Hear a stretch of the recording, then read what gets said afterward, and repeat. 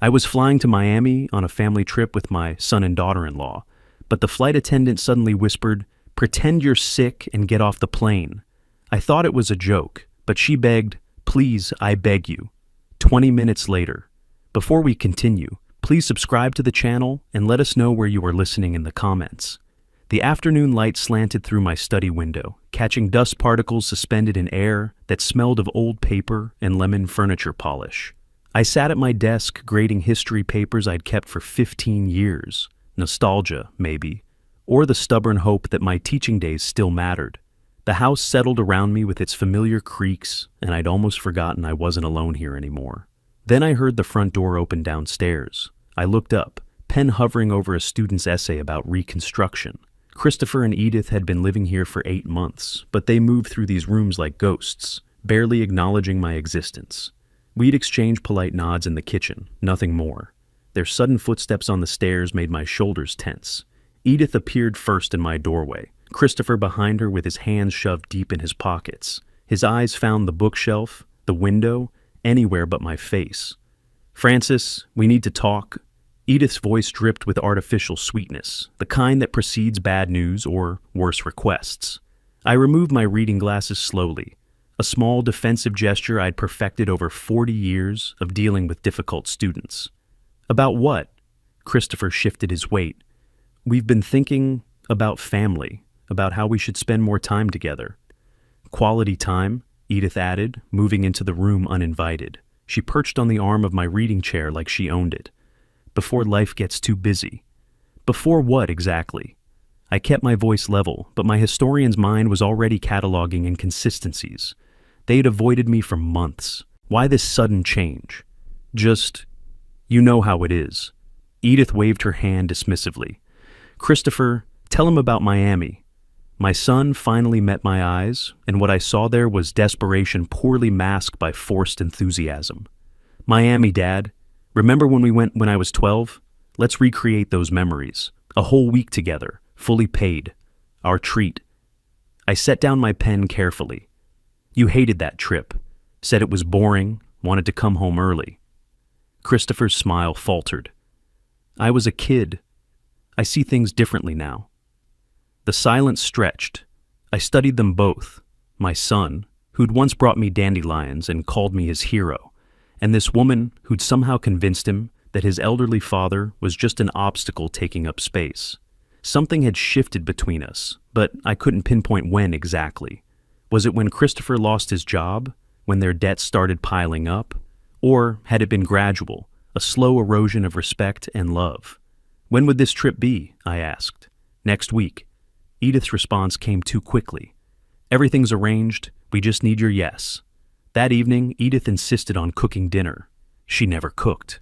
I sat at the dining room table while she moved around my kitchen with uncomfortable familiarity, opening cabinets, using my dishes. Christopher poured wine with excessive care, his hands trembling slightly when I asked about the trip's timeline. "So this was planned without consulting me?" I accepted the wine glass, watching him over the rim. "We wanted it to be a surprise," Christopher said. "A good surprise." Edith set a plate before me, her movements calculated and precise. She'd worked in medical administration for years, and that clinical efficiency showed in everything she did. "Francis, your life insurance policy is quite substantial. 500,000, right? Very responsible planning on your part." My fork stopped halfway to my mouth. "How do you know the amount?" "Christopher mentioned it once." She sat across from me, cutting her chicken into perfect uniform pieces. "Just conversation." I looked at my son. He was focused intently on his plate, refusing to meet my gaze. The mention of my insurance felt wrong, timed wrong, placed into casual dinner talk where it didn't belong. "I haven't been sleeping well lately," I said, testing them. "My heart feels strange sometimes, flutter-like." Christopher's eyes lit up for a split second before he caught himself. "You should see a doctor. Have you seen a doctor?" "Christopher worries too much." Edith cut him off smoothly. "You look fine, Francis. Probably just stress." They locked eyes then, just for a moment, but I caught it. Something passed between them, unspoken and knowing. My chest tightened, but not from any heart condition. After dinner, while they retreated to their bedroom downstairs, I found printed flight confirmations on the table, already booked, my ticket already purchased for next Tuesday. They'd been certain I'd agree, so certain they'd made irreversible plans. I sat alone in my study long after midnight, holding an old photograph of Christopher at age 7, gap-toothed and grinning, hugging my neck like I was the safest place in the world.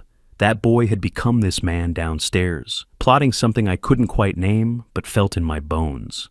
40 years teaching history had taught me one thing. People leave evidence. Always. Patterns emerge. Motivations become clear when you step back and observe the whole picture, not just isolated incidents. The sudden generosity, the insurance comment, those synchronized glances, the pre-purchased tickets. Morning came with pale light and the decision I'd already made in darkness. I would go to Miami. I would watch them carefully. I would gather evidence the way I'd taught my students to examine primary sources, with skepticism and attention to detail. Christopher knocked on my door at 7, his smile too bright for the early hour. "So, Dad, Miami, what do you say?" "I'll go," I told him, watching his face. Relief flooded his features, followed by something else I couldn't quite identify. Satisfaction, anticipation. "Great, that's wonderful." He gripped the doorframe. "You won't regret it." Edith appeared behind him, her nod almost imperceptible. They'd won this round, or thought they had. I spent that morning packing my suitcase with methodical care. Underwear, shirts, my medication bottles. I paused over those bottles, reading the labels as Edith's words echoed in my mind. Something about health, about my appearance, about not worrying. My hands moved almost on their own, placing the medications in my carry-on instead of the checked luggage. A small act of caution, nothing more. But my training had taught me that survival often depended on small acts, minor precautions that seemed paranoid until they saved your life. The suitcase closed with a decisive click. Miami awaited. And whatever they had planned, I'd be ready.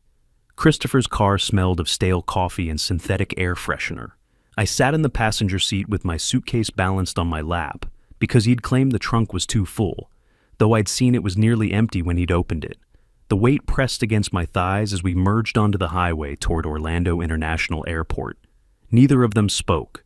Christopher gripped the steering wheel so tightly his knuckles had gone pale. Edith stared out her window, phone in hand, typing rapidly and deleting messages immediately after sending them.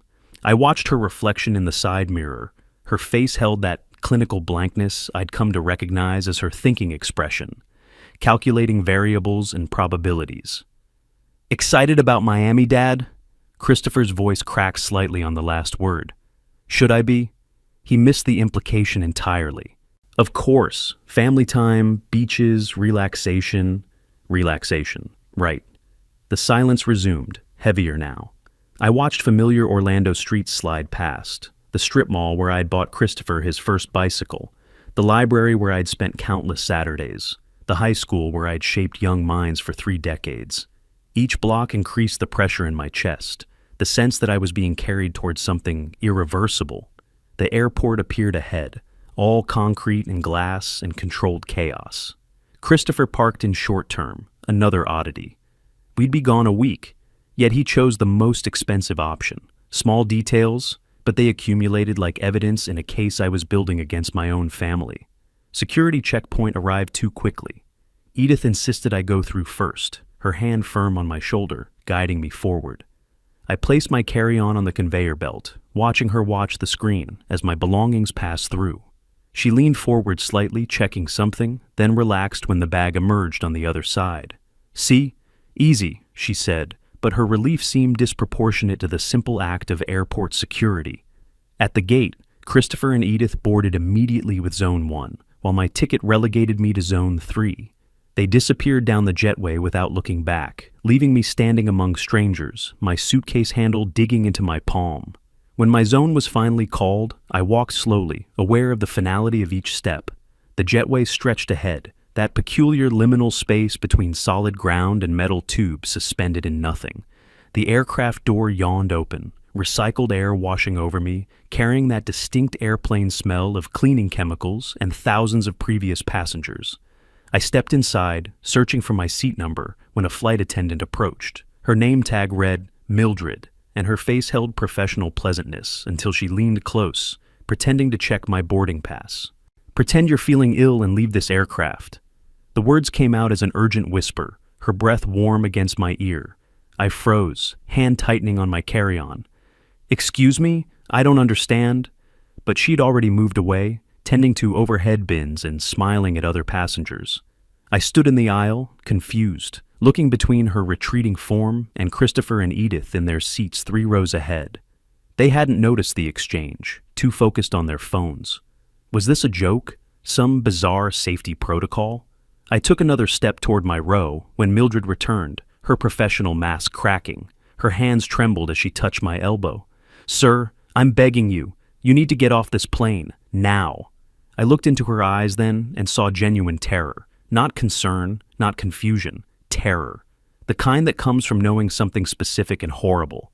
My decades of reading students' faces, of distinguishing truth from lies, kicked in. This woman was serious. "You're serious," I said quietly. "I've never been more serious in my life." Her fingers dug into my sleeve. "Please, trust me." "Dad, everything okay?" Christopher's voice carried down the aisle, sharp with something that wasn't quite concern. I made the decision in a heartbeat, operating on pure instinct. My hand moved to my chest, fingers splaying over my shirt. My chest. The words came out strangled, convincing because the fear was real, even if the symptom was manufactured. I stumbled, dropping to one knee in the narrow aisle. The performance came naturally, aided by the genuine terror coursing through my veins. Immediate reaction. Flight crew surrounded me, voices overlapping in professional crisis mode. "Sir, can you breathe? Sir, stay with us." Hands under my arms, lifting, supporting. A wheelchair was called. I let them help me, but kept my eyes sharp, observant. The sick old man act didn't extend to my awareness. Through the commotion, I caught Christopher and Edith's faces. That's what I remember most clearly. Not concern, not worry, but disappointment. Pure, undisguised disappointment before their masks slammed back into place and they performed concern for the audience around them. Christopher stood from his seat, the movement aggressive before he softened it, making himself the worried son. "Dad, what's wrong? Should we come with you?" No, stay seated, everyone." A crew member blocked the aisle. "We'll take care of him. Medical personnel are standing by." As they wheeled me backward down the jetway, I heard Edith's voice, low and meant only for Christopher, but carrying just enough in the quiet after crisis. "This ruins everything." Christopher's hissed response, "Not here, not now." The wheelchair carried me back through the jetway, back into the terminal, back to solid ground. My phone buzzed in my pocket as they settled me in the medical area. A text from Christopher. "Dad, hope you feel better. We'll call when we land." I watched through the window as the aircraft pushed back from the gate, as it began its slow taxi toward the runway. Christopher and Edith were aboard that plane, growing smaller and more distant with each passing second. The physical separation felt absolute, like I'd crossed some invisible threshold and could never return to the innocence of not knowing. The plane disappeared from view, just another metal speck against blue sky. "Mr. Wilson?" I turned. Mildred stood there, still in her uniform but off-duty now, her face pale and drawn. She glanced around the medical area, checking for listeners. "We need to talk," she said, her voice tight with urgency. "Now, somewhere private." The medical room was small and windowless, fluorescent lights buzzing overhead with that persistent electrical hum that sets teeth on edge. A paramedic had just cleared me. Vitals are fine, probably anxiety, and left me alone on the examination table, paper crinkling beneath me every time I shifted. Through the narrow window in the door, I could see the tail of my flight disappearing into clouds, carrying my son and daughter-in-law toward Miami, while I sat here in this sterile room, heart pounding for reasons that had nothing to do with medical issues. My phone buzzed. Christopher's third text. "Dad, please respond. We're worried sick." I powered it off. The door opened. Mildred entered, still in her uniform, but her professional composure had cracked like old porcelain. She closed the door firmly, checked the hallway through the window once, then turned to face me. Her hands shook. "I need to show you something." Her voice trembled. "What I'm about to do could cost me my job, but I can't let this happen." I straightened on the table, paper rustling. "Show me." She pulled out her phone with fingers that couldn't quite stay steady, unlocked it, navigated to her video library. I recorded part of her phone call, in the restroom, before boarding. She paused, meeting my eyes. Your daughter-in-law's call. The phone screen showed a bathroom stall, mostly ceiling tiles and fluorescent lighting. The audio was muffled, but voices carried through the echo of tile and porcelain. Edith's voice, unmistakable in its clinical precision. The pills will dissolve quickly in his drink. He won't taste anything. A pause. Altitude makes heart attacks more plausible. Emergency at 30,000 feet. Medical response limited. Investigation harder. Another pause, then. 500,000. Christopher's nervous, but committed. She laughed. Actually laughed. I watched the video once, twice, 3 times. Each viewing revealed new layers of horror. My daughter-in-law discussing my death like a business transaction, weighing logistics and timing, calculating profit margins on my life. Who was she talking to? My voice came out steady, surprisingly so. I don't know. Mildred lowered the phone. But she mentioned the plan being in motion and Christopher being on board.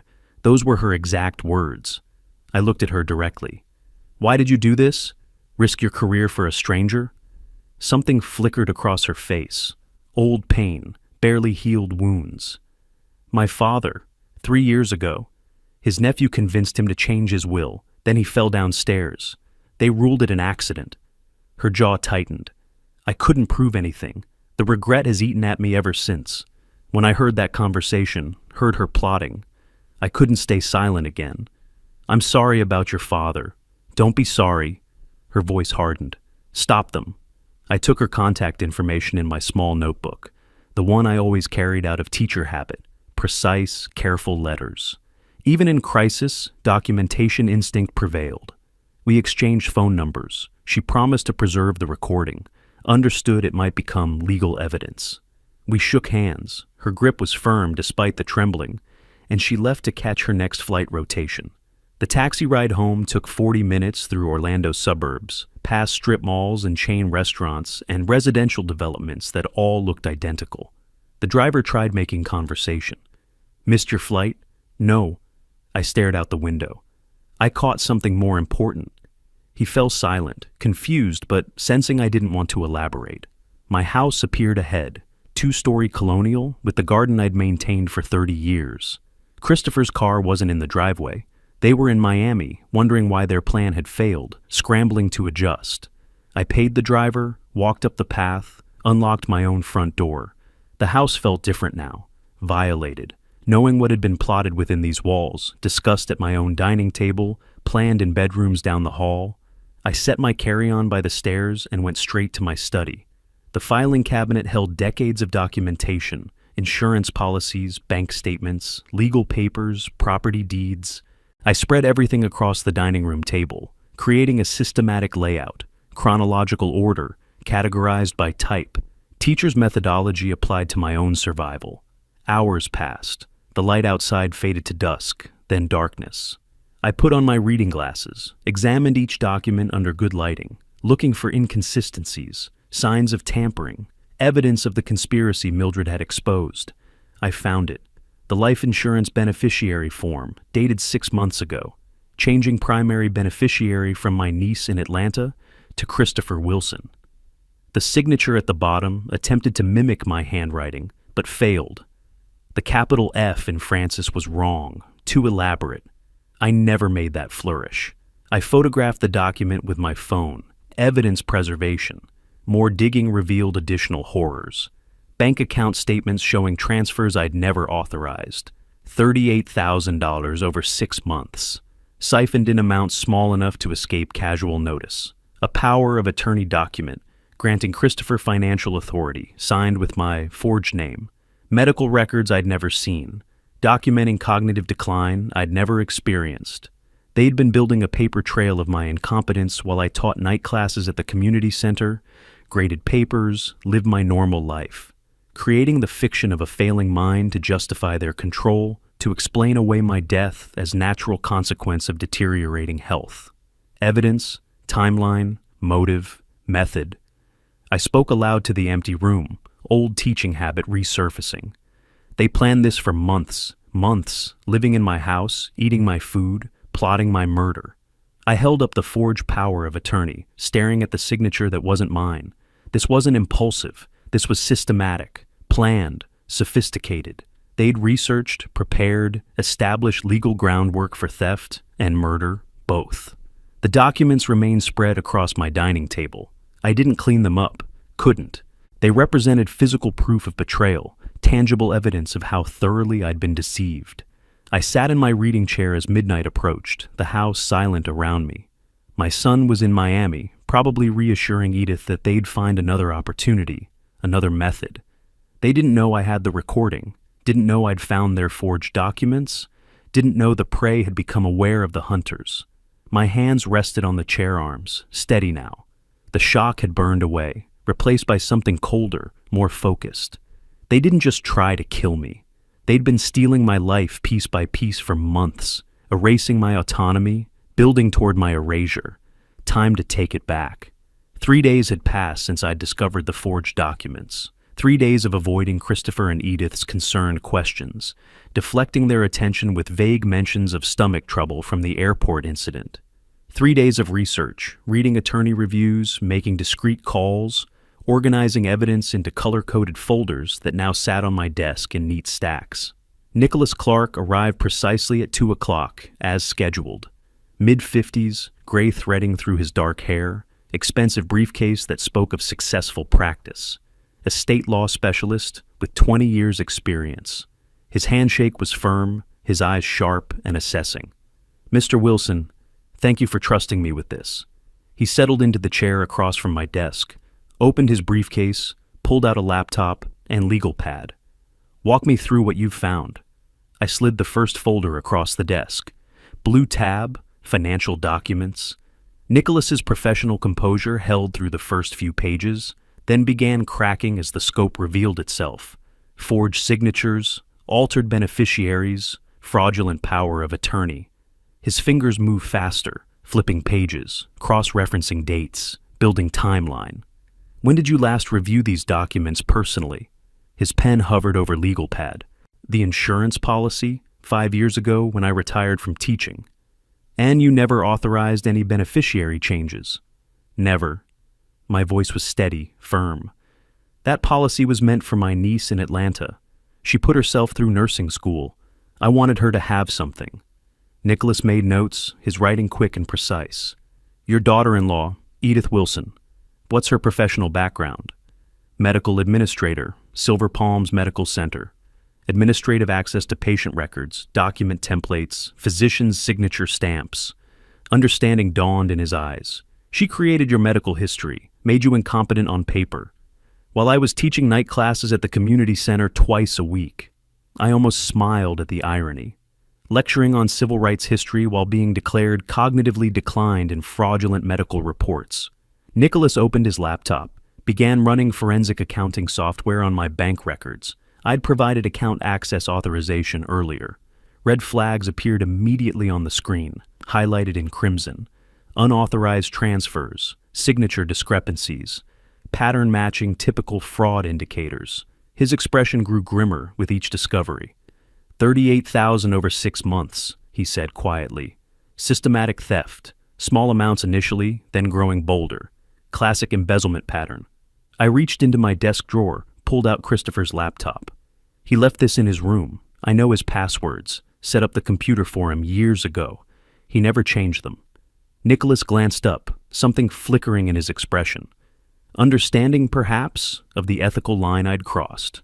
But he took the laptop, connected an external drive, began data recovery procedures. Within minutes, deleted emails resurrected themselves on the screen. The conspiracy unfolded in digital form. Email chains between Christopher and someone calling himself a medical consultant. Discussion of substances causing heart failure, untraceable in standard autopsy, particularly effective at high altitude. Prices negotiated. $10,000 for consultation and supply. Meeting arranged at a parking garage in downtown Orlando. Nicholas's jaw tightened as he read. "This is a murder contract. Your son negotiated your death like he was buying a used car." The words should have hurt more than they did, but I'd burned through pain during those 3 days of documentation, reached a colder place beyond conventional grief. "Keep reading," I said. There's more. He found the draft will on Christopher's desktop. Everything left to Christopher and Edith Wilson. My signature forged at the bottom, dated 2 weeks ago. They'd planned to discover it after my death, present it to probate court, claim I'd changed my mind about my niece. Nicholas leaned back, removed his glasses, rubbed his eyes. When he looked at me again, his professional mask had dropped entirely. Francis, may I call you Francis? I nodded. This goes beyond estate fraud. This is conspiracy to commit murder, forgery, elder abuse, financial exploitation. Criminal charges, not just civil recovery. He paused. We need to decide, bring in police now, or build an ironclad case first. My phone buzzed on the desk between us. Christopher's text lit up the screen. Dad, where are you? We need to talk about your health. Nicholas glanced at the phone, then at me. Understanding passed between us wordlessly. The manipulation continued even now. Pressure applied to keep me confused and compliant. Build the case first, I said. Make it undeniable. Then we strike. He nodded slowly, respect evident in his expression. You've thought about this. I taught strategy through history for 40 years. Sun Tzu, Machiavelli, Napoleon. I learned from the best. I met his eyes. Know your enemy. Choose your battlefield. They're going to realize you know, Nicholas warned. When I file protective orders, block accounts, revoke fraudulent documents, they'll know. Good. My hands rested flat on the desk, steady and calm. Let them panic. Panicked people make mistakes. A slight smile crossed his face. All right then, here's what we do. He spent the next hour outlining strategy, calls to contacts, document examiner for signature analysis, forensic accountant for detailed audit, private investigator for background on the medical consultant. He photographed evidence with high-resolution camera, created digital backups, uploaded everything to encrypted cloud storage. 3 evidence packets, he explained, printing documents and organizing them into folders. 1 for eventual police involvement, 1 for civil proceedings, 1 for you to keep secure off-site. Safe deposit box, not your house. I nodded, absorbing everything. Student mode engaged, learning the machinery of legal warfare. As afternoon faded toward evening, Nicholas gathered his materials, packed his briefcase with methodical care. At my study door, he paused and turned back. Francis, 1 question. When this is over, what do you want? Justice or revenge? I didn't hesitate. I want them to understand what they've done. I want consequences that last. He considered this, then nodded. Don't change anything yet. Act normal. I'll handle protective orders, account freezes through legal channels. Give me 1 week.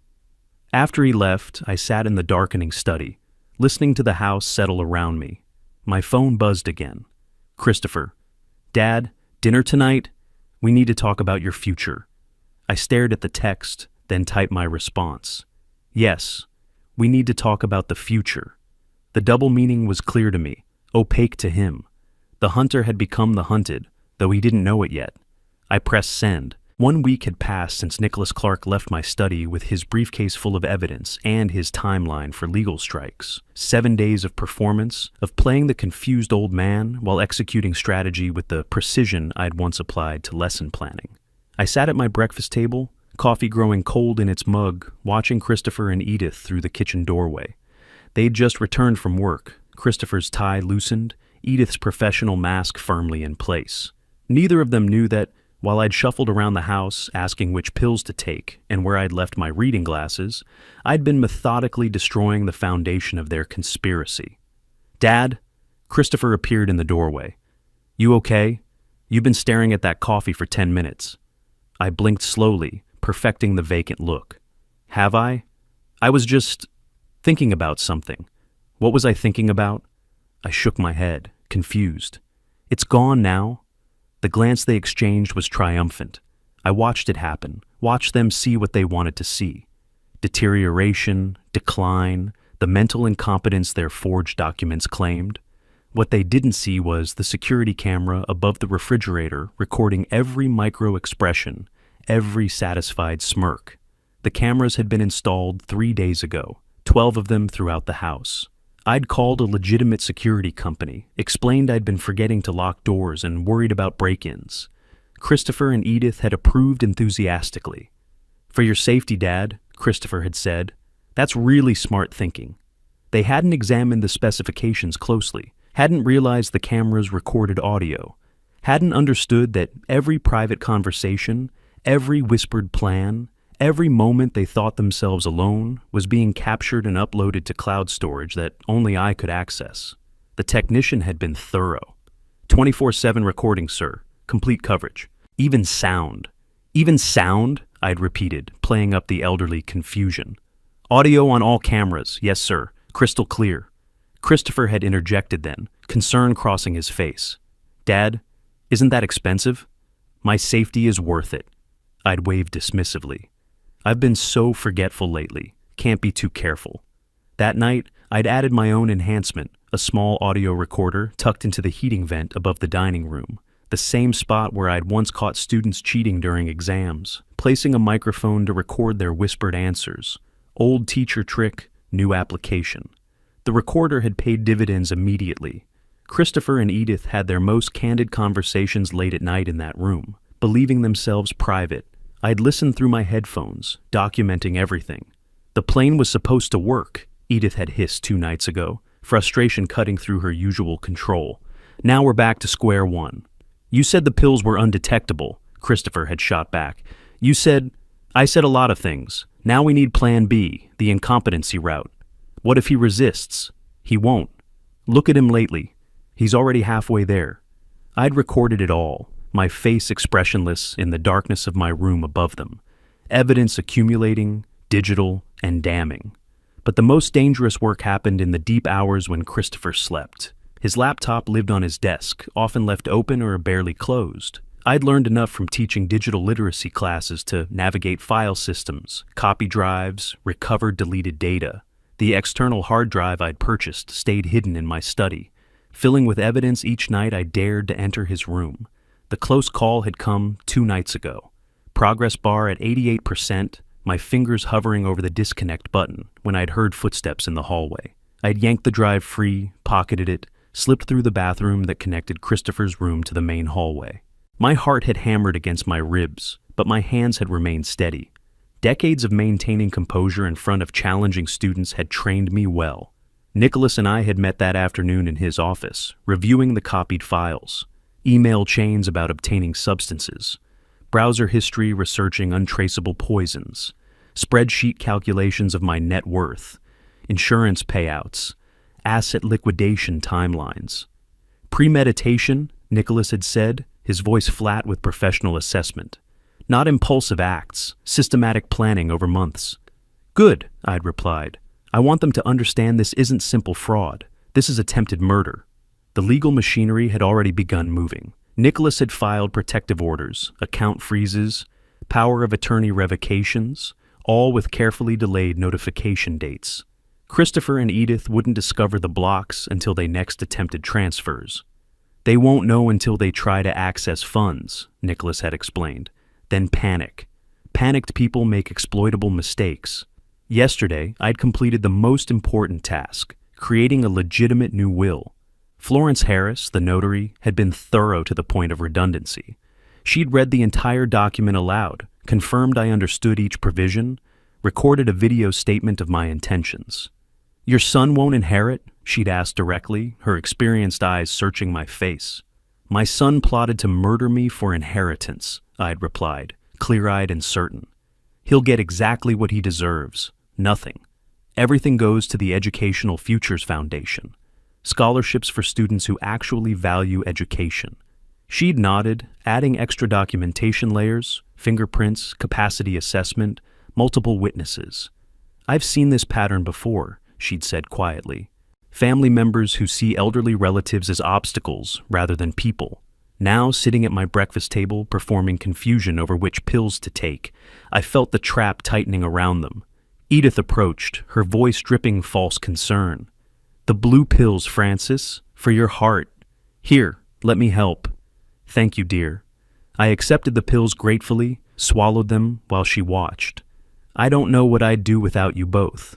The camera above us recorded her satisfied expression, Christopher's approving nod from the doorway. Evidence of their performance, their manipulation, their growing confidence that I was exactly as incompetent as their fraudulent documents claimed. That evening, Nicholas had handed me a burner phone in a parking garage. Neutral location, no cameras, no witnesses.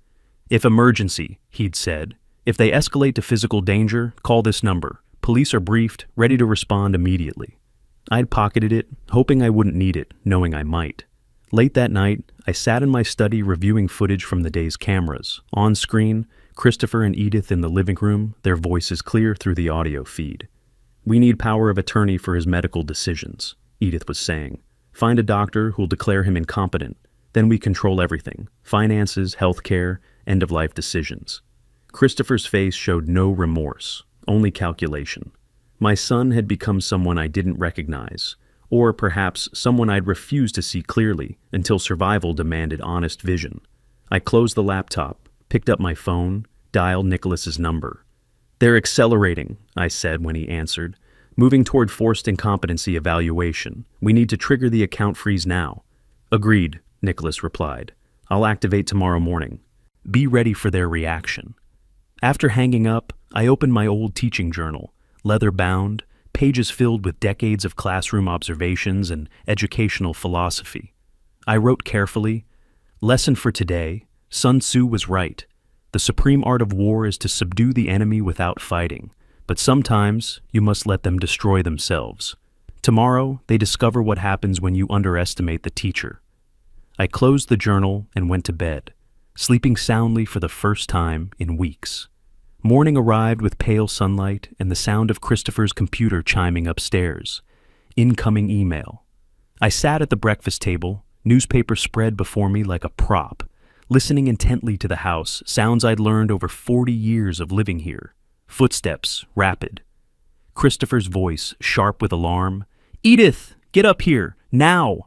I sipped my coffee slowly, counting to 60 in my head. Teacher habit. Wait before reacting. Let the situation develop.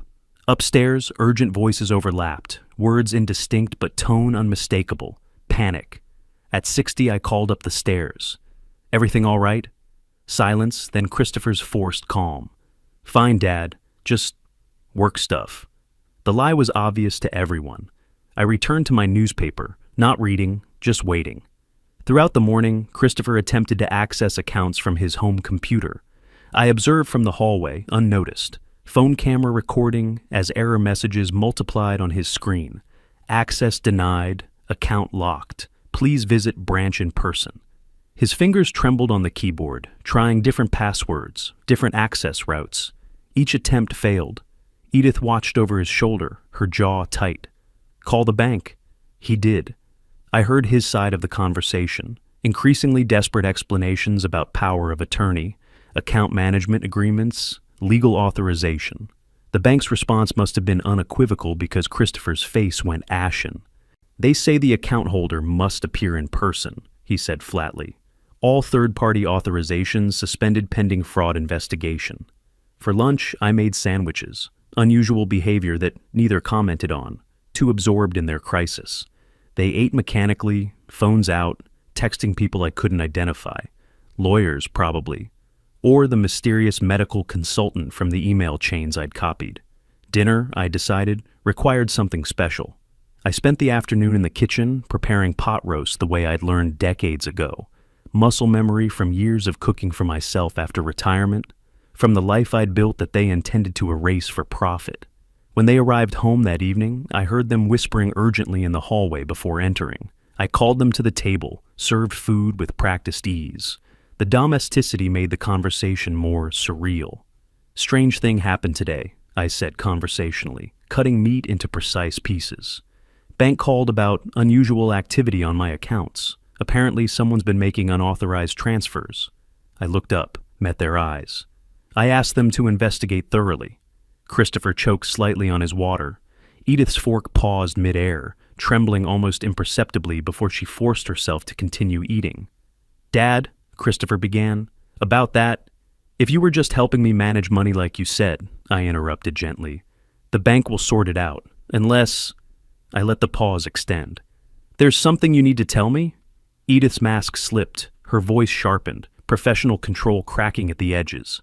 Francis, you're clearly confused about your finances. This is exactly why you need our help. Why you need oversight.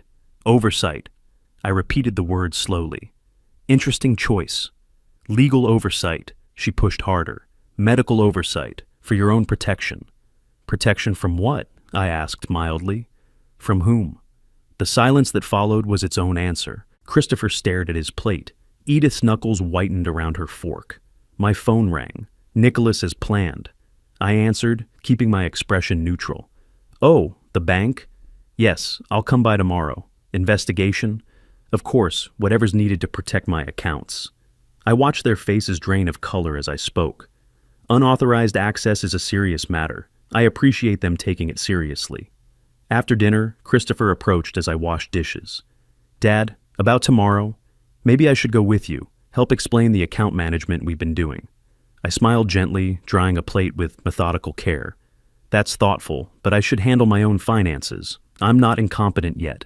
The word hung in the air. Incompetent. Christopher froze, searching my face. Had I emphasized it deliberately? Did I know about their plans?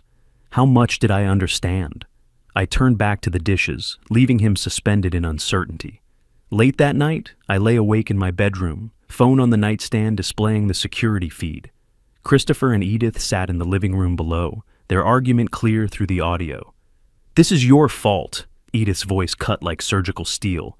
Your sloppy forgeries, your weak stomach for the original plan. The power of attorney was perfect, Christopher started. Obviously not, since we're locked out of everything. She stood, pacing. The camera followed her movement. We moved to Plan B immediately. Incompetency evaluation. I know people at Silver Palms who need money, who owe favors. We get him declared unfit, become his guardians, control everything, including whether this investigation continues. What doctor would cooperate? Not cooperate. Interpret findings favorably. There's a difference. Her voice dropped, became calculating. I'll arrange it tomorrow. I recorded everything, timestamps preserved, evidence accumulating like compound interest. Slow at first, then exponentially damning. Morning brought the promised phone call. Dr. Morrison claimed to be my family physician, which was interesting since I didn't have a family physician. I used the walk-in clinic near the library for occasional needs. Routine cognitive assessment, the pleasant voice explained. Just a standard evaluation. This afternoon at 2? Of course, I agreed warmly. I appreciate the thorough care. After hanging up, I immediately called Nicholas. They're moving. Medical evaluation to declare incompetency. Dr. Morrison, supposedly my physician. Morrison? A pause while he checked. No medical license in Florida under that name. It's fake. So they're using a fake doctor to declare me incompetent. Attempted fraud on top of everything else. Nicholas's voice held grim satisfaction. Francis, keep the appointment. Record everything. I've arranged independent psychiatric evaluation for you tomorrow morning. Dr. Patricia Chen, 30 years experience, impeccable credentials. Their fake diagnosis versus real professional assessment. We'll destroy them in court. That afternoon, I drove to the address provided, shared medical building, multiple practices. I checked the directory in the lobby. No Dr. Morrison listed. The office number given led to a small suite with temporary signage, the kind you can print and tape up overnight. I sat in my car for a moment, phone recording device active in my shirt pocket. Nicholas had texted, "Police on standby if threatened?" I responded, "Everything ready. Let's see how far they'll go." For 40 years, I'd taught students to distinguish truth from manipulation, evidence from assumption, reality from performance. Today I got to demonstrate those lessons in real time. Christopher and Edith had arranged this test thinking I'd fail. They had no idea I'd been preparing my entire professional life for exactly this kind of challenge. I opened the car door and walked toward the building, steady and certain. Dr. Patricia Chen's office smelled of leather furniture and subtle lavender. I sat across from her, completing the final cognitive assessment, pattern recognition puzzles that would have challenged my students, memory questions I answered with dates and details, executive function tests I navigated systematically. Her sharp eyes watched everything. 3 decades of forensic psychiatry, evident in how she observed, not just answers, but approach, methodology, reasoning. Fully competent, she said finally, setting down her pen. No cognitive decline, analytical skills above age group average, no indicators of paranoia or delusion. Frankly, Mr. Wilson, your mental acuity rivals people half your age. I thanked her, accepted the preliminary documentation, and drove home satisfied. The fake Dr. Morrison appointment from yesterday had been exactly what I'd expected. Shabby office with temporary signage, someone claiming credentials they didn't possess. Questions designed to create appearance of incompetency regardless of answers. I'd recorded everything. Now I had the contrast. Fraudulent evaluation versus legitimate professional assessment. But as I pulled into my driveway, satisfaction evaporated. Christopher's car blocked the entrance. My son stood on the porch, envelope in hand. His face set with desperate determination I recognized from students who'd cheated and been caught, but were trying one final bluff. He approached my car window before I could exit. His hand shook slightly as he thrust the envelope forward. "Dad, this is for your own good. You're not well. We need to protect you." I took the papers, read them thoroughly. Petition for guardianship due to incapacity. The allegations were detailed and damning. Paranoid delusions regarding family members, progressive memory loss, financial incompetence, danger to self due to unstable behavior. Supporting documentation attached, sworn statements from witnesses, medical reports, incident logs. I read every word while Christopher shifted his weight, unable to meet my eyes. "Whose safety, Christopher?" I asked quietly. "Mine or yours?" He fled to his car without answering. Nicholas arrived within an hour of my call. We spread the court documents across my dining room table, the same table where I'd first organized evidence months ago. His professional calm cracked as he read. "They're claiming you're incompetent after attempted murder failed?" He flipped through pages. The audacity of this, these witness statements, these medical reports. "Desperation breeds boldness," I said. "Read the witness list." Mrs. Patterson from next door claimed she'd seen me wandering the yard in pajamas at midnight. Tom Chen from book club noticed increasing confusion during discussions. Dr. Sarah Williams from Silver Palms Medical provided detailed psychiatric evaluation showing progressive dementia. "You never met Dr. Williams," Nicholas said. "Never. But her credentials are real. Edith arranged this through her medical connections." I pointed to another statement. "And these neighbors, I need to talk to them." That evening I walked door to door, teaching journal in hand. Most neighbors were embarrassed, ashamed. Mrs. Patterson's voice trembled. "Christopher said it was just to help with your care, that you'd approved it. I didn't realize it was for court." "What exactly did you see, Margaret?" "You, outside at night, by the bushes, in your pajamas." "I was checking security cameras I'd installed. At 11 p.m., not midnight. In shorts and t-shirt, not pajamas." I kept my voice gentle, teacher comforting confused student. "Christopher showed you what he wanted you to see." She broke down crying, promised to recant. 2 other neighbors had similar stories: manipulation, context removed, innocent behavior twisted. But 3 neighbors refused to speak with me. I learned later Christopher had paid them, $500 here, $300 there, small amounts to people struggling financially, enough to buy false testimony. The preliminary hearing came 2 weeks later. I sat beside Nicholas, posture straight, taking organized notes, visible demonstration of competency. Christopher and Edith sat across the aisle with their attorney, expensive suit and calculated confidence. Where had Christopher found money for lawyers like this? More debt, probably, digging deeper holes. Judge Thompson reviewed both sides' filings with evident skepticism. Court-appointed psychiatric evaluation ordered. Dr. Patricia Chen will conduct assessment and report findings. Nicholas and I exchanged subtle glances. She'd already evaluated me, knew I was competent. The trap was working perfectly. After the hearing, Nicholas wanted immediate action.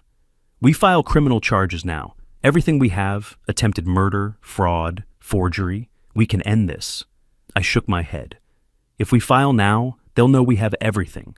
They'll lawyer up completely, maybe flee. I want them to keep digging. Let them think they're winning." "Francis, that's risky." "I taught for 40 years, James. Students reveal most when they think they're succeeding.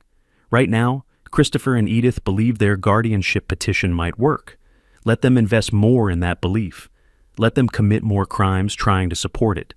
Then we bury them completely. He objected. Professional instinct demanded immediate prosecution, but respected my decision. Client autonomy, even when the client was choosing the difficult path. That evening, I visited the bank, requested complete audit trail of all account activities for the past year. The manager, sympathetic now that investigation had revealed fraud attempts, provided comprehensive records. I spent hours with a highlighter, marking every unauthorized transaction. Visual timeline of theft. Evidence for prosecution. Several weeks passed. Christopher's behavior grew more erratic as his gambling debts became collection threats. I learned this through Nicholas's investigation. $75,000 owed across 3 sources: online sports betting, local card games, casino markers, threatening messages and recovered deleted emails. Timeline showed debt accumulation had accelerated 6 months before the murder plot began. Motive, clear as classroom chalk on blackboard. My phone rang late one evening. Nicholas. Court-appointed evaluation scheduled. Dr. Chen will conduct it next week. Also, Christopher's gambling situation is worse than we thought. Those debts are why he's desperate. Bookmakers don't accept apologies. I absorbed the information, made notes in my growing case files. Everything organized into labeled folders: financial fraud, forged documents, attempted murder, false medical claims, witness tampering, every piece of evidence cross-referenced, timeline visualized. I stood in my study, looking at the wall where I'd assembled everything. Photos, documents, dates connected with string like detective boards in movies. Except this was real, and the conspiracy led to my son and his wife. 40 years I'd taught students that truth requires patience. Evidence must be overwhelming. Presentation must be irrefutable. Christopher and Edith had given me months to build this case while they thought they were winning. Now they'd learned the final lesson. The teacher always knows more than the students realize. Class was almost over. Time for final exam. Dr. Patricia Chen's court-appointed evaluation report sat on Nicholas's conference table between us. I read the conclusion for the second time, savoring each word. Subject demonstrates full cognitive capacity, no evidence of dementia or incompetency, analytical skills above age group average, no indicators of paranoia or delusion. Recommendation: petition for guardianship be denied. Nicholas spread additional documents across the table, months of evidence compilation, organized into devastating presentation. 3-ring binders, color-coded tabs, chronological timeline poster, exhibits numbered and cross-referenced. Teacher recognized fellow educators' methodology. This was curriculum of crimes, comprehensive and irrefutable. We file today, Nicholas stated, not question. Statement. I nodded once. Everything, all of it. The countersuit was 47 pages detailing 18 separate criminal acts. Attempted murder, conspiracy to commit fraud, multiple counts of forgery, elder financial abuse, witness tampering, obstruction of justice. The criminal complaint ran 23 pages. Evidence exhibits filled 2 boxes. Nicholas and his paralegal delivered everything to the courthouse clerk. I watched from nearby bench as the clerk processed paperwork, paused, read further, then called her supervisor. The supervisor read, face growing serious, then picked up the phone to judge's chambers. Within hours, emergency hearings scheduled. The system recognized severity immediately. That afternoon, professional process server went to my house, where Christopher and Edith still lived because I'd never formally evicted them. Strategic decision to keep them close, monitored. I sat in my car across the street, phone recording, watching.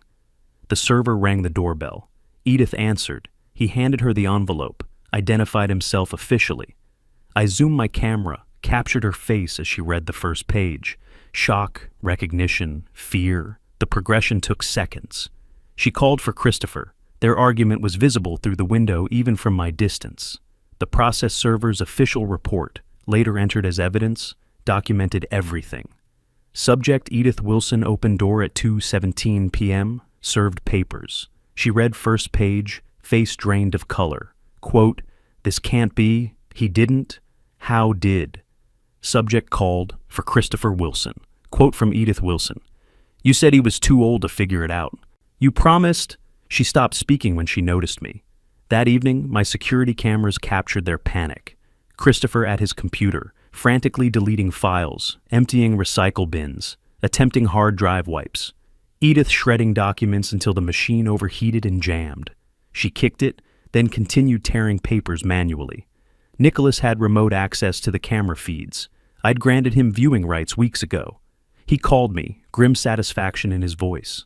They're destroying evidence. Every deletion is another charge. Obstruction of justice, consciousness of guilt. They're creating new crimes trying to hide old ones. Are you documenting everything? I asked. Every frame, time-stamped, backed up to encrypted servers. Even if they destroy every physical piece, we have digital archive that's untouchable.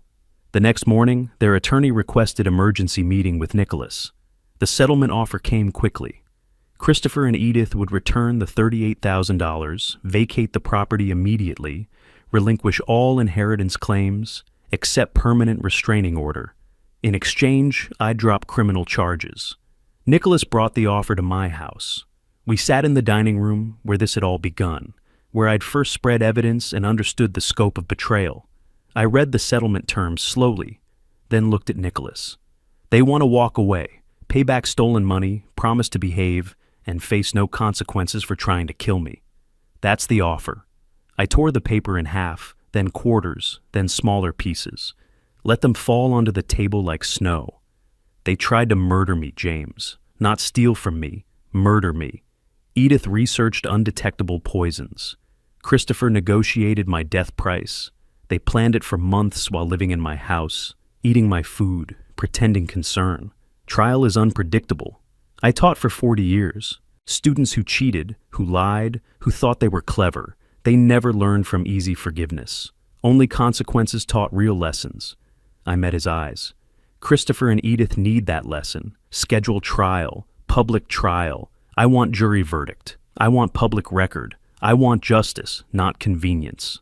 Nicholas collected the torn pieces, added them to evidence file, documentation of settlement rejection. Proof I wanted full accountability.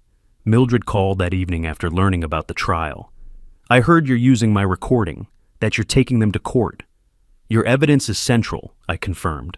Are you comfortable testifying publicly? Absolutely. Her voice was firm, certain. What they tried to do, my father didn't get justice. Maybe through your case, his memory gets some. I'll testify. I'll tell everything I heard. Thank you. You saved my life. Now help me save others from them. Over the following days, Christopher's world unraveled visibly. His gambling debts became public as bookmakers filed their own claims. Collection agencies called constantly. I heard the phones through the walls, through the house I knew intimately. Edith and Christopher's arguments grew more vicious, blame shifting constantly. The prosecutor's office assigned the case to their senior team. Nicholas relayed their assessment. One of the clearest elder abuse cases they had seen. Evidence overwhelming, conviction highly probable. Trial date set for late August. I stood in my study that evening, looking at the wall where I'd created visual timeline of the conspiracy. Photos, documents, dates connected by string. Months of evidence displayed, patterns clear, guilt undeniable. I removed one photo from the board. Old picture of Christopher at 8 years old, smiling, gap-toothed, innocent. The boy who'd once called me his hero, who'd brought me dandelions and construction paper cards on Father's Day. I held that photo, allowed myself one moment of grief for the son who could have been, should have been, never was. Then I placed it in my desk drawer and closed it firmly. I raised you better than this, I said to the empty room. You chose differently. Now we both live with consequences. I turned off the study light, walked out. Tomorrow brought preparation for trial. Tonight, I allowed myself to mourn the relationship that had died long before the murder plot began. The boy in that photo was gone. The man who tried to kill me would face justice. 3 weeks had passed since I rejected their settlement offer. The house felt different now, lighter, cleaner, like pressure released from a sealed container. Christopher and Edith had moved out 2 days ago, following formal eviction order, and I walked through spaces they had occupied, noting what they'd left behind in their hasty departure. Unpaid bills scattered across the bedroom floor, broken picture frames, clothing abandoned in closets. Christopher's childhood baseball trophy, ironically, awarded for sportsmanship. Edith's medical textbooks, tools of a profession she'd lost. Their wedding album, documenting a union now fracturing. I photographed everything, not vindictively, just documentarily. Teacher's instinct. Preserve records, maintain evidence. My phone buzzed. Nicholas. Christopher's car was repossessed this morning. Bookmakers are filing liens. Their apartment lease required 3 months up front. They borrowed from Edith's sister. Everything's collapsing. I read the message twice, felt no satisfaction. Just inevitable progression of consequences. The gambling debts, now public through court filings, had triggered aggressive collection. Bookmakers discovered Christopher wouldn't inherit my estate. My new will, filed publicly, showed charitable donation instead. They escalated, threatening calls, workplace visits, public confrontations. $18,000 still owed on the repossessed car. Credit cards maxed. Bank accounts garnished. Christopher tried borrowing from friends, family, anyone. Most refused, having learned the truth. His desperation became neighborhood gossip. Edith's professional destruction paralleled their financial ruin. Silver Palms Medical Center's investigation revealed her data breaches, accessing patient records without authorization, creating false medical documents, sharing confidential information. Florida Medical Board opened disciplinary case. The clinic terminated her employment immediately, flagged her credentials. Future healthcare employment virtually impossible. 15 years of career building ended in a 15-minute meeting. Security escort walked her out. Confiscated badge and keys. Former colleagues watched, whispered. She drove to their apartment, sat in the car for an hour before facing Christopher. Their new apartment was in a declining neighborhood, all they could afford now. The contrast with my comfortable home became daily reminder of their choices. Through thin walls, neighbors heard their arguments escalate. "This is your fault," Edith's voice carried through walls late one night. "Your gambling, your debts, your weakness." My weakness? Christopher's response was defensive, desperate. "You wanted him dead. I wanted money. You wanted murder. And now we have nothing. No money, no house, no future. We have each other." Edith's bitter laugh. "That's the worst part." Neighbors documented these fights, discussed them next morning. News spread. Community judgment was harsh and complete. One afternoon, Edith's sister arrived at Nicholas's office looking mortified. I was there reviewing final trial preparations. They asked me to bring this. She handed over an envelope like it burned her fingers. I told them it was pointless, but they're family. "Read it for me," I said. She opened it reluctantly. "We offer $100,000 in exchange for dropping all charges. We acknowledge mistakes and seek resolution." Mistakes. I repeated the word slowly.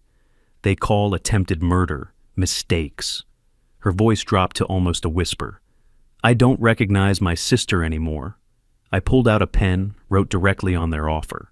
Single sentence in my teacher-perfect handwriting: "Justice is not for sale. See you in court." I handed it back unsigned. "They won't accept this," she said. "They'll be devastated." Good. They should be. Devastation is appropriate response to attempted murder and betrayal. I met her eyes. "Tell them the only settlement I'll accept is the one the judge pronounces." Over the following days, former neighbors who'd initially testified for Christopher, the 3 who'd accepted payment, contacted Nicholas requesting to change testimony. They'd learned the full truth, felt manipulated, wanted to correct the record. I watched these meetings, saw their shame, offered no comfort, but accepted their truth. Justice required accurate testimony, not punishing confused witnesses.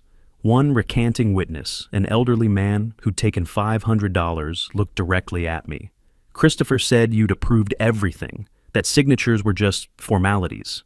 I needed the money. My rent was late. But then I learned what they really tried to do. Murder isn't helping with paperwork." "Then tell the truth," I said. "Completely. That's all I ask." The trial date approached. Christopher's employer, after workplace collection visits, put him on probation. Edith's medical board hearing was scheduled for September. Professional license revocation likely. Their marriage was toxic waste, corrosive to everything it touched. I stood in my bedroom one evening looking at the calendar. trial date circled in red. 3 days away. I'd laid out courtroom clothing, pressed suit, conservative tie, polished shoes, teacher preparing for important lecture. Phone rang. Nicholas. Final witness prep tomorrow morning. Then we're ready. I'll be there, I confirmed. After hanging up, I looked around my quiet house. For the first time in months, I felt peaceful, not happy. Peace and happiness are different things, but calm, certain. Justice delayed is not justice denied. I took out the old photo of young Christopher from my desk drawer, the one I'd put away weeks ago, looked at it one final time, the innocent child who became guilty adult. I wrote on the back, "I gave you everything. You chose this path. I choose justice." Placed it in an envelope, sealed it, addressed it to Christopher for delivery after trial. Not cruel, just honest. Final communication between father and son. Then I went to bed, slept soundly for the first time in months. Preparation complete. Tomorrow, consequences arrive. The morning of trial arrived with sunrise just beginning to paint Orlando's sky. I woke early, dressed carefully in the suit I'd laid out the previous night. Tie knotted precisely, muscle memory from 40 years of professional dressing, shoes polished until they reflected light. Breakfast was simple, coffee, toast, routine maintained despite the day's significance. I reviewed nothing. Preparation was complete, evidence memorized, testimony ready. Nicholas picked me up at 8. We drove to the courthouse in comfortable silence, professionals prepared for performance. I watched morning traffic, ordinary people beginning ordinary days. Mine would be anything but ordinary, but necessary. Justice requires witnesses, requires public record, requires official pronouncement. The courtroom filled quickly. Media present. The case had attracted attention. Christopher and Edith sat with their attorney, looking diminished, defeated before verdict was announced. I sat behind the prosecution table, posture straight, calm. Judge entered. Everyone rose. The prosecutor's opening statement outlined the conspiracy clearly. Evidence will show defendants plotted to murder Francis Wilson for insurance money. They researched methods, obtained substances, created false documents, manipulated medical systems. Only intervention by alert flight attendant prevented this murder. Defense offered weak argument about family misunderstandings and poor communication. The jury's attention remained on the prosecution. Evidence presentation was systematic and devastating. Mildred's video played on courtroom screens. Her recording filled the room. Edith's voice unmistakable. Pills in his drink. Heart attack at altitude. 500,000. Christopher flinched hearing it. Edith stared straight ahead, jaw clenched. Mildred took the stand, voice shaking initially, but strengthening as she testified. I heard her clearly. She talked about heart attack, about altitude making it believable. She mentioned insurance money. I recorded it because I knew I had to have proof. Defense attempted cross-examination. "Isn't it true you were in financial distress yourself?" Mildred's response was firm. "I didn't misinterpret murder. My financial situation is exactly why I understand desperation. But I didn't let it make me a killer." Forensic document examiner confirmed signature forgeries. Bank representatives detailed unauthorized transfers totaling $38,000. Dr. Patricia Chen testified to my full mental competency, destroying the incompetency claims entirely. Email evidence showed correspondence with medical consultant about lethal substances. Each piece built an irrefutable case. Then I took the stand. Oath administered, I settled into the witness chair. 40 years teaching had prepared me for public speaking, managing attention, delivering information clearly. "When did you first suspect something was wrong?" the prosecutor asked. The invitation to Miami was unusual, their sudden attention after months of distance. Small things that pattern recognition tells you matter. What did you do?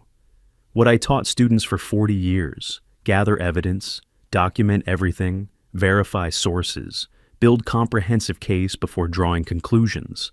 I applied academic rigor to my own survival. Defense attorney's cross-examination was brief, ineffective. My credibility was unshakable, facts verified by overwhelming evidence. The jury deliberated less than 2 hours. When they returned, the foreman stood. On count 1, conspiracy to commit murder. guilty. Count 2, fraud, guilty. Count 3, forgery, guilty. Down the list. Each guilty hit Christopher and Edith visibly. Edith's composure finally cracked. Single tear, quickly wiped away. Christopher dropped his head into his hands. Sentencing phase arrived. Judge asked if I wished to make victim impact statement. I stood, faced Christopher and Edith directly. You lived in my house. I provided for you. I trusted you. You responded by plotting my death. I don't hate you. I pity you. You destroyed your lives for money you'll never see. That's justice enough. I sat. Judge nodded, appreciation for brevity and dignity. Sentences: Christopher received 3 years probation with strict conditions. Edith 5 years, longer due to professional credential abuse. Both ordered to repay $38,000 stolen funds plus $50,000 punitive damages. Permanent restraining order. All inheritance rights permanently revoked. Criminal records permanent. Judge's statement was clear. This case represents calculated, systematic betrayal of familial trust. Your victim's mercy in requesting probation rather than imprisonment is more than you deserve. Court adjourned. Outside on courthouse steps, media waited. I gave brief statement. Justice has been served. I hope this case reminds families that trust is sacred and betrayal carries consequences. I declined further questions, walked toward the parking garage, saw Christopher one final time, exiting through side door, head down, avoiding cameras. Our eyes met briefly. He looked away first. I felt nothing. Not anger, not satisfaction, not even sadness anymore. Just completion. Chapter closed. Nicholas drove me home. We rode in silence, comfortable and complete. As we pulled into my driveway, he extended his hand. You did good, Francis. Real good. We did, I corrected. Thank you. Inside my house, I stood in the quiet hallway. House was mine again. Legally, physically, emotionally. I walked to my study, saw the timeline board I'd created weeks ago, covered with evidence documentation. Carefully, methodically, I began taking it down. Each photo, each document removed and filed. The conspiracy existed, justice was delivered, but I wouldn't live surrounded by reminders of betrayal. I placed all documentation in a banker's box, labeled it Christopher, case closed, August 2025. Stored it in the closet, not forgotten, but archived. Then I sat at my desk, opened my laptop, composed an email to the local high school principal. I'm a retired history teacher with 40 years experience. I'd like to volunteer, teaching 2 afternoons weekly, no compensation needed. I have stories worth telling, lessons worth sharing. Students should know that knowledge protects, documentation matters, and justice, though slow, arrives for those patient enough to pursue it properly. I hit send, closed the laptop, looked around my study, books I'd collected, papers I'd graded, life I'd built. Everything intact despite Christopher and Edith's attempts to destroy it. I smiled slightly, first genuine smile in months. Not because I was happy. Happiness would take time, but because I was free. Justice delivered, conscience clear, future unwritten. Tomorrow I would begin again. The past was archived where it belonged. Today I was just a teacher with lessons to share and a life to live. That was enough. That was everything. If you like this story, please like this video, subscribe to the channel, and share your impressions of this story in the comments. To listen to the next story, click on the box on the left. Thank you for watching.